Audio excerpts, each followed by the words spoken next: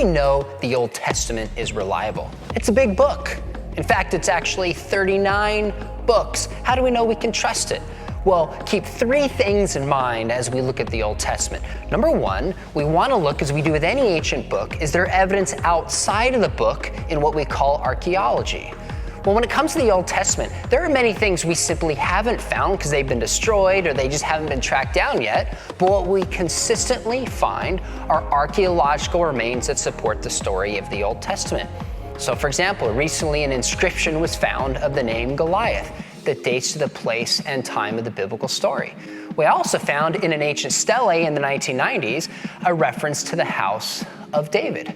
I have walked through Hezekiah's tunnel, which is a testament to that story.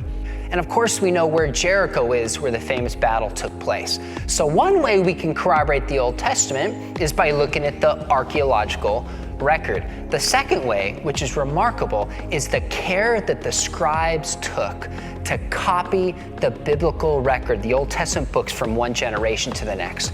There's never been a people group in the history of the world that cared about their literature as much as the Jewish people. So for example, when they copied an Old Testament manuscript from one generation to the next, it would be a scribe who had been trained for years. They'd be in a room alone with a certain kind of lighting. They'd use the right kind of animal skin parchment or some kind of papyrus paper. They had to have a special pen. They would write one letter at a time. Let me say that again, one letter at a time. They couldn't memorize a line and repeat it. It was one letter at a time.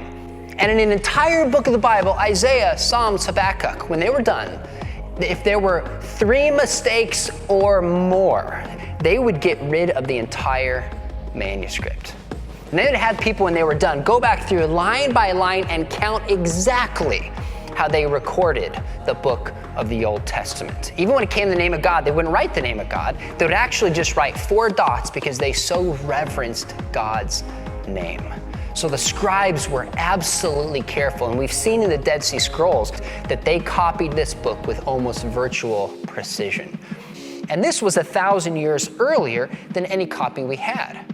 And just one finding is called the Great Isaiah Scroll. Now, this scroll dates to about 150 BC, which means this was written down before the New Testament. So we have the prophecies of Jesus being born of a virgin, of Jesus doing miracles, etc., long before the New Testament was written. The third way we can know the Old Testament, I think, is to look at the teachings of Jesus. So Jesus, who is God in human flesh, believed that the Old Testament was reliable. He believed that it was true. He said not a jot or tittle will disappear from the law.